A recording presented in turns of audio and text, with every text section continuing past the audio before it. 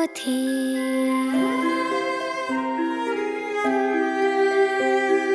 গোপাল পাপতি নামলো পথে, আর কত দূর বর্ধমান।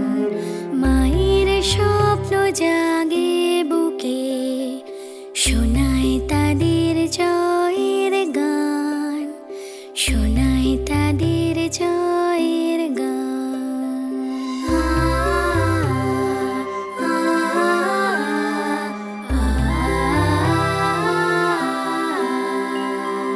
তবুও সে পথে চোখ ভিজে আসে, পথের শেষ হবে কোনখানে। ঘরের ছেলে চলে দূর জানায়, কপালে কি আছে কে জানে, কপালে কি আছে কে জানে।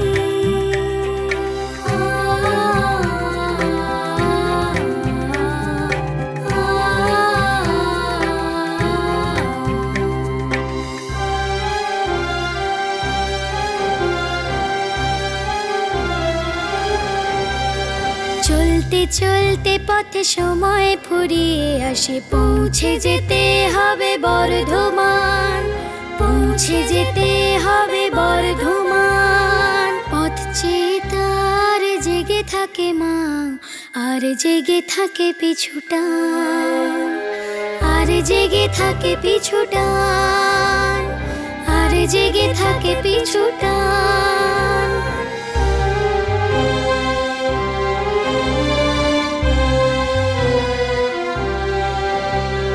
পথের শেষ হবে কোনখানে, ঘরের ছেলে চলে দূর অজানায়। কপালে কি আছে কে জানে, কপালে কি আছে কে জানে, কপালে কি আছে কে জানে।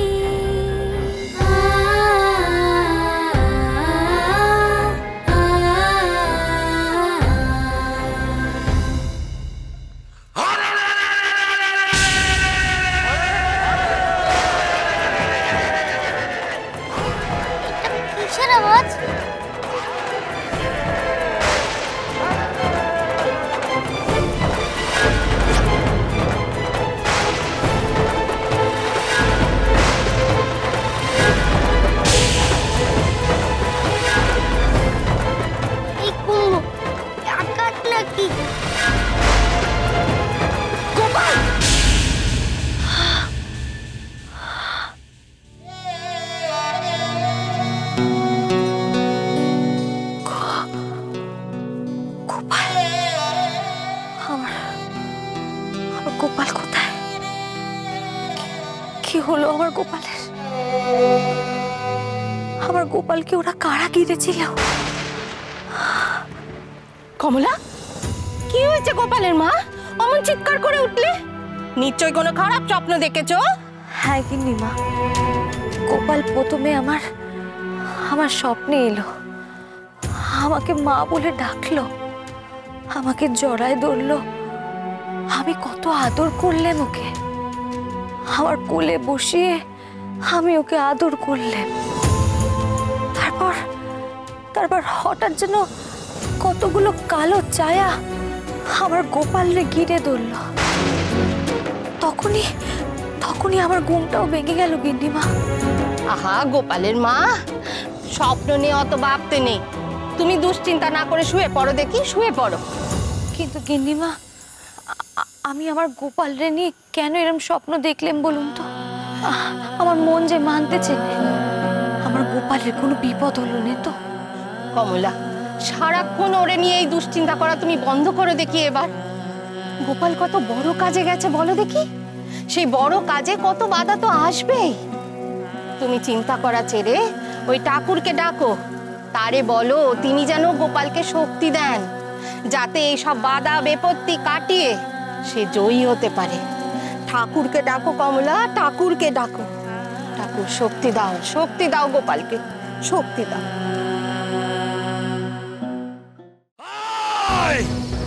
গাড়ির ভেতরে কে আছে? নেমে আয়, নেমে আয় বলছি, আয় নেমে আয়। ভাগ ভাগ ভাগ। কানে কথা যাচ্ছে না? আয়, নেমে আয়, নেমে আয় বলছি। তাড়াতাড়ি আয়। আর কে আছে? আর কেউ নেই গো। এই, ওরা দুটিতে মিলে কোথায় যাচ্ছিস? বর্ধমান যেতেছি গো। শুল্ক দে। আমরা শুল্ক নিতে এসেছি। বর্ধমান যেতে গেলে শুল্ক দিতে হয়, জানিস না? শুল্ক? হ্যাঁ, তোদের কাছে যা আছে সব আমাদের হাতে তুলে দে। সব দিয়ে দেবো? এমন দোষপুর মতো কেউ শুল্ক নেয় নাকি? আমরা নি, এটা বর্ধমানের নিয়ম। চোর চার মুলুক তার। দিয়ে দে কইতেছি। দেবটা কি তোমাদের? আমাদের কাছে কিছু থাকলে তো দেবো, কিন্তু আমাদের কাছে কিছুই নেই। আমরা খুব গরিব, তাই তো রাজামশাইয়ের কাছে ভিক্ষে যাইতে যেতেছি। শুল্ক না দিলে সেখানেও যাওয়া যায় না। এমন কথা তো আমাদের জানা ছিল না। যদি জানা থাকতো তাহলে আসতাম না। কিন্তু ভুল করে একবার যখন এসে পড়েছি, রাজার কাছে যেতে দাও। ফিরার পথে তো আবার তোমাদের সাথে দেখা হবে, তখন নয় তোমাদের সব দিয়ে দেবো। রাজা আমাদের যা দেবে সব দিয়ে দেবো তোমাদের। সত্যি করে বল, কিচ্ছু নেই তোদের কাছে? আমাদের কাছে দেওয়ার মতো কিচ্ছু নেই। ওই তো দেখে নাও। তাহলে রাজার কাছে কি করে পৌঁছবি? কেন? দরবারে গিয়ে দেখা করবো। শোনো কি বলে বোকাটা।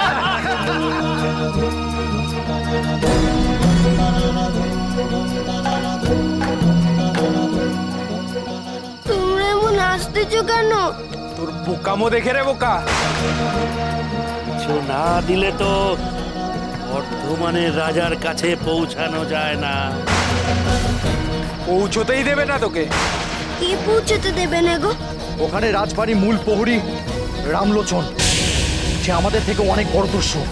সে সোনাদানা ছাড়া কাউকে ভেতরে যেতে দেয় না। কোনো ছেলে আছিও যদি সেখানে ঢুকতে চায় না, মধু ঘুষ দিয়ে তবে সেখানে ঢুকতে হয়।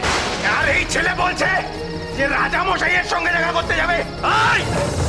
তোরা কি এই দুটো বাচ্চার সাথে কথা বলার সময় নষ্ট করছিস? দেখ, ওখানে পুটলি পাতলা আছে, দুটো গড়িও মিলতে পারে। দেখ না রেখেছে, দেখ। দেখ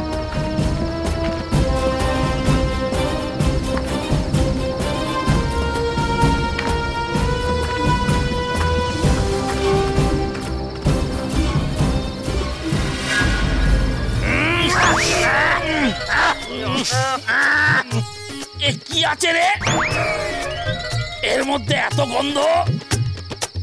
এ তো গোবরে ভরা। এই, সঙ্গে গোবর নিয়ে যাচ্ছিস কেন? গোবর? কেন জানিস না তুই? জানো না কেন বল?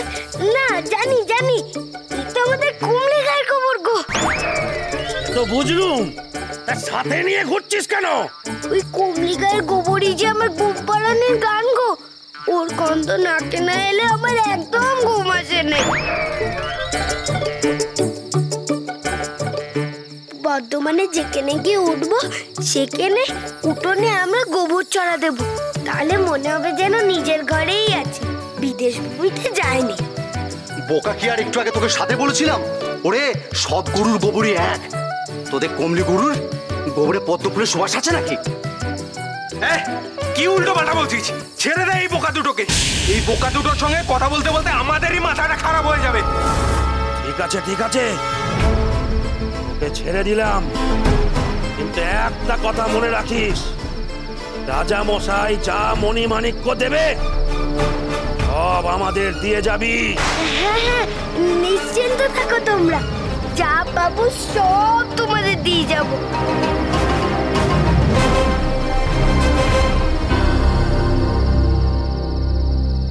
গোবর এলোই বা কোত্থেকে? এগুলো তো সব জমিদারি দিয়েছিল। আরে হ্যাঁ, এগুলো তো জমিদার মশাই দিয়েছে।